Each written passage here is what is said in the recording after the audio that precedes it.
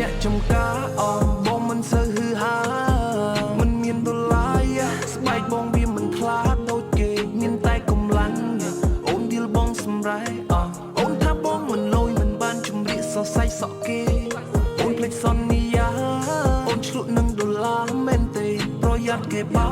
ងកុំតន់អាកញ្ជ្រោលនាមេកុំតន់ពួកវីនឹងភ្លើងពណ៌ពេកកុំភ្លេចជាតិចេកដោះនៅចំការប្រយ័ត្នទឹកភ្នែកគេក្រនបំភ័ន្តលងលោមរូបស្រីចង់បានកាយា